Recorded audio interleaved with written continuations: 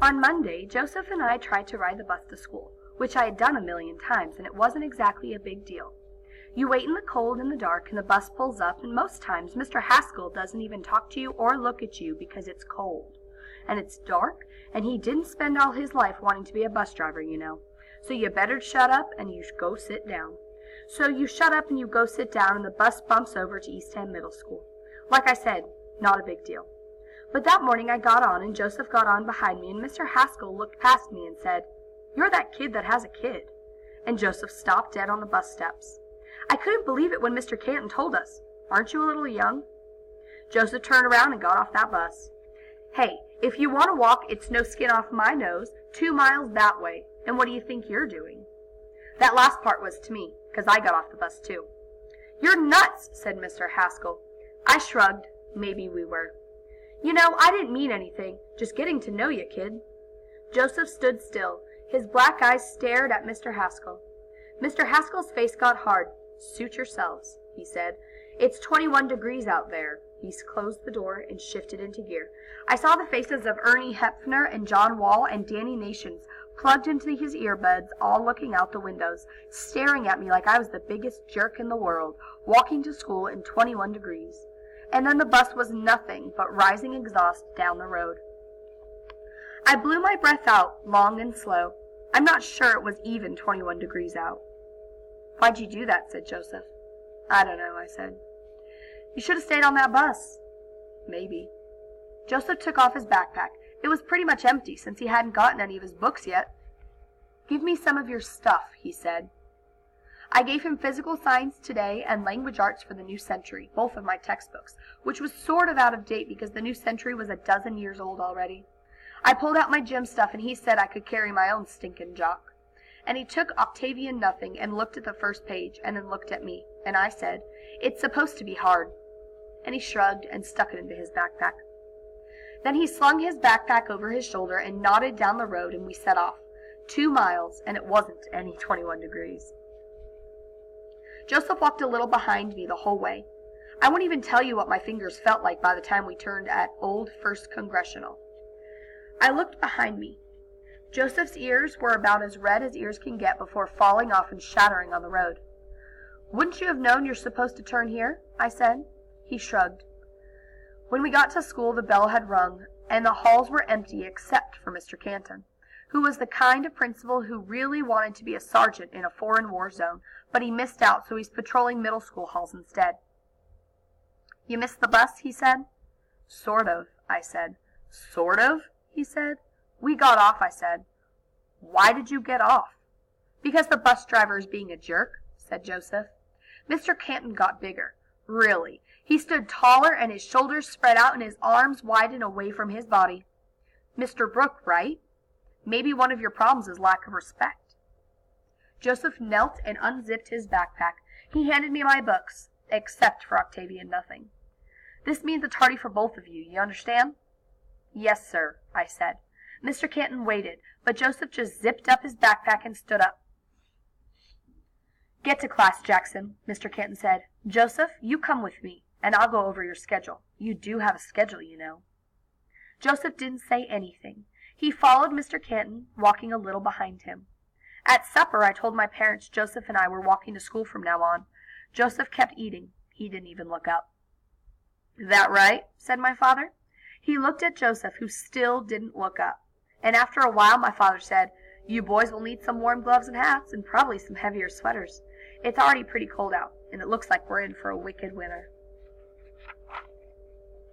My mother had them all ready for us the next morning, which was good, since this time it really wasn't even close to 21 degrees.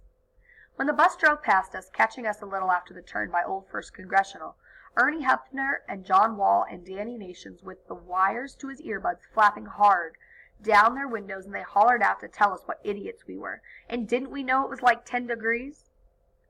When they were gone, Joseph said, "Hey." I looked back.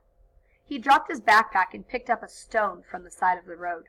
He turned and lobbed it toward the bell tower of Old First Congressional. I'd never heard that bell ring before. I dropped my backpack too. I missed with my first throw. It's hard to throw with your gloves on. I missed with my second throw too, and my third, And, well, you're throwing off your front foot. Push off with your back. So I did. And the second time, I hit the bell pretty square. The second time. See? I nodded. I might have said something if my whole face hadn't been frozen. And Joseph? His second smile. Sort of. After that, we walked to school together every day. At least kind of together. He was always a little behind me. We followed the Alliance River, running dark and fast this time of year, and cold as all get out. We'd stop at Old First Congressional to clang the bell. If we'd taken a right turn past it, we'd go onto the bridge that humps over the river. Or it used to. Now most of the wooden slats were broken through, and the gate with the "Bridge Out" sign stopped traffic. We turned left to the school, and even though we didn't talk much, I think Joseph might have been glad I was there. But I'm not sure all the teachers were glad Joseph was at Eastham Middle School. For social studies with Mr. Oates and language arts with Mrs. Holloway, he sat in the last seat in the second row next to me, since I had sat in the last seat in the first row. Even though he was in the 8th grade and I was in the 6th, he did go to 8th grade pre-algebra with Mr. D'Altney because he was great at math, but Mr. Collin wouldn't let him into his 8th grade science class, so we were lab partners in Principles of Physical World. In PE, Coach Sistwick, he lined up the 8th grade squad, which is across the gym from the 6th grade and the 7th grade squads, and once he looked at me from the end of his line and shook his head, because he hated being told what to do in PE, but he was trying. 5th period, we have office duty with Mr. Canton together. At least in the classes he had with me, the teachers were careful around him. Not like they were afraid of him exactly. They didn't hear what he had said in his sleep at night. How he had hollered, "Let go, you," and words I didn't even know. Or how he'd start to cry, and then he'd only say a name, and he'd say it like it was someone he would do anything to find. Maybe if the teachers had heard Joseph late at night, they might have been a little afraid of him. But they were still careful. I guess it was enough that once Joseph tried to kill his teacher, and that would make a teacher wish Joseph wasn't at Eastham Middle School. I'm really sure that's what Mrs. Holloway thought whenever she looked at him. Joseph had a picture he carried around. Sometimes he took it out from his wallet and looked at it. He held it so that no one else could see it, not even me. During language arts on the second day he was at school, Mrs. Holloway told Joseph that he wasn't paying attention, and she walked down to the end of the row, held out her hand, and said that he should give her whatever he was holding. Joseph didn't. He put that picture in his wallet, and he put his wallet in his back pocket, and then he stared down at his desk. Mrs. Holloway didn't wait very long before she pulled her hand away. She closed her eyes halfway, walked back up to the desk, and wrote something in her notebook, put it in her notebook in her top drawer, and then started in again about Robert Frost and stone walls and stuff. She never turned her half-closed eyes toward the end of the second row ever again. And then there was Mr. Canton. A week after we got to school late, Mr. Canton found me by the locker. I was trying to open it, but my hands were so cold and my fingers weren't exactly doing what they needed to be doing. That's what happens when you take your gloves off, so no one can hit the bell. Oh, so you can hit the bell of Old First Congressional. "Mr. Haskell said you weren't on the bus again today," said Mr. Canton. "I walked," I said. "With Joseph Brooke?" asked Mr. Canton. I nodded. "What's the last number?" he said. 8. Mr. Canton twirled the combination to 8 and opened my locker. "Listen, Jackson," he said. "I respect your parents. I really do. They're trying to make a difference in the world, bringing kids like Joseph Brooke into a normal family. But kids like Joseph Brooke aren't always normal, you see.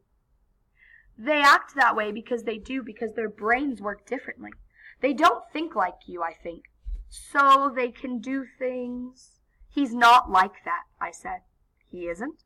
Jackson, when's the last time you had a talk with the vice principal? When's the last time you got a tardy?" I didn't say anything. "Last Monday," said Mr. Canton. "And who were you with?" I didn't say anything again. "Exactly," said Mr. Canton. Mr. Canton wore brown shoes that looked like someone shined them 10 minutes ago. There wasn't a single scruff on them, not even at the toes. How would you do that? Wear shoes without a mark on them? "I'm telling you to be careful around Joseph Brooke," said Mr. Canton. "You don't know anything about him." He walked away with his unscuffed shoes. "He's not like that," I whispered. That afternoon I met Joseph at the end of the buses, and he waited for me. Mr. Canton stood near the front doors watching us. He nodded at me like we were sharing a secret. Joseph walked home behind me, looking like he didn't want to share a secret with anyone. So a little after we passed Old First Congressional, I stopped and turned. "Are you okay?" I said. "What?" he said. "You okay?" "Why shouldn't I be?" "Listen, what's your daughter's name?" He looked at me. His black eyes. "It's not any of your—" "I'm just asking." He waited a long moment, and it was cold, maybe 15 degrees, maybe 14, maybe not even that. The bus drove by, and John Wall pounded on the window to let us know what a jerk I was. "Jupiter," Joseph said. I guess I looked sort of surprised. "It was our favorite planet," he said. "Our favorite?" Joseph nodded up the road. "You mean yours in—" He nodded up the road again. Joseph followed me the rest of the way home. My mother took him to counseling a little while later, and when they drove off, his eyes were closed. Supper that night was warm and dark. Sometimes my mother likes to eat with only the candles lit, and so we sat in the flickering yellow. Later, though, outside, it was cold and bright. No moon, but the stars were so lit up we didn't even need to turn on the porch light, onto stacked splits for the kitchen wood stove. It only took a couple of trips for the three of us, and after we finished, I stopped in the yard and looked at the sky and said to my father, "Do you know which one Jupiter is?" "Jupiter," he said. He looked at the stars. "Jack, I have no idea." He pointed. "Maybe that big one?" "Over there," said Joseph. He was pointing up above the mountains.